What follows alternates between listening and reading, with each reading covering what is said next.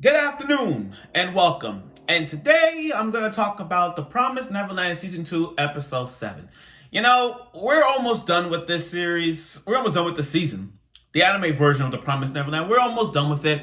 And yeah, it's kind of bad, but let's be honest with ourselves. The only good thing that Season 2 has is three things. The good opening, a good ending, and great animation. Those are the only good things that we like about The Promised Neverland Season 2. Those are the three things. Now, here's where I get a little mad at myself on this right here. We're just gonna looking back on this, I feel like The Promised Neverland does deserve some hate. Season 2 does deserve some hate. But let's be honest, do you guys think The Promised Neverland is the only show that y'all hate that kind of ruined the anime connotation? I mean, let's be real. Promised Neverland did this now. Let's look at the others. Tokyo Ghoul did.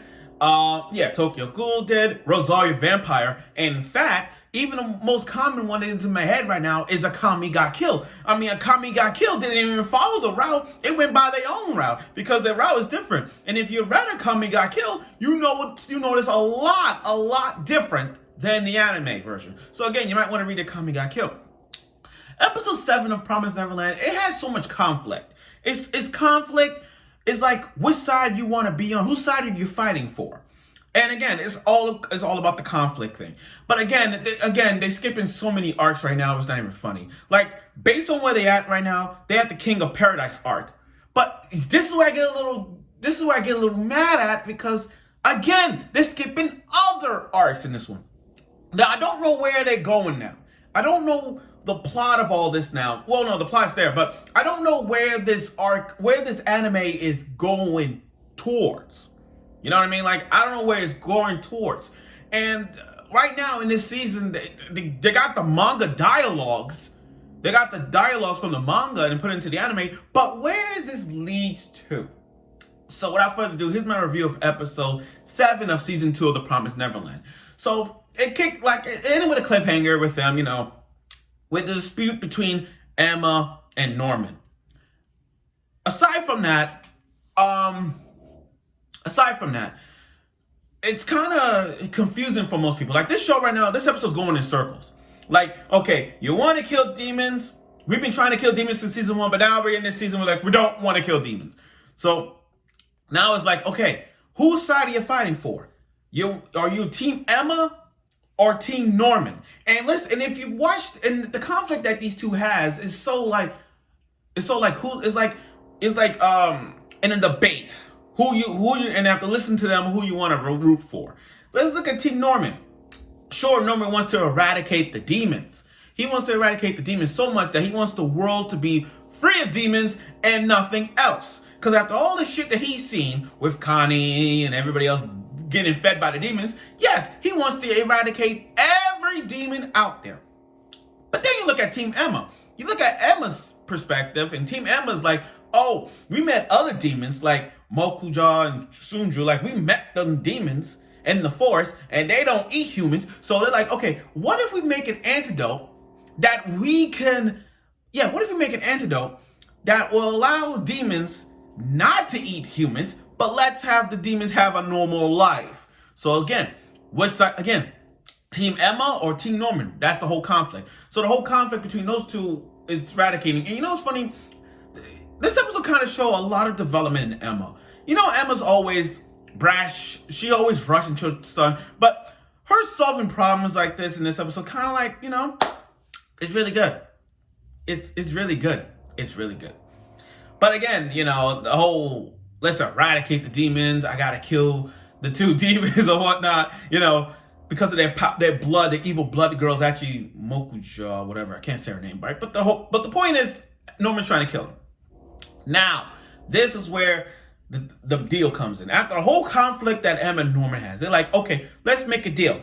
If I find them within 10 days, you don't kill any demons. Now, we all know how Norman is. Norman is the type of guy who's he'll break the rules even if that's possible. He'll won't keep a promise, if you know what I mean. Okay. But they cut it down okay, you got 5 days. 5 days to find them. That's all. Now, this also shows the side effects from the Lambda group. Like Barbara, she has a mental breakdown. She got a headache. And Norman at the end is coughing up blood. Norman towards the end, we see him coughing up blood. So it's side effects. There are side effects that we get to see. Now, again, they didn't show us how they got the side effects, but, it's going to explain next week's episode, which I hope they do. Now, here's where I get a little pissed off about this episode. You ready, guys? Why the hell did they not bring up the 7 walls? Why did Norman... I hate to spoil people out this arc, but in terms of the arc, why didn't y'all bring up the arc about the 7 walls? Like, come on. You didn't bring it up. You just left it out there. Like, come on. Emma and Raven's going to talk about... hold on. I had to go back up on this. Let me go back what I'm trying to say. Bear with me on this moment right here. Okay, hear me out. So I'm looking at all the arcs that we have skipped and stuff that we did.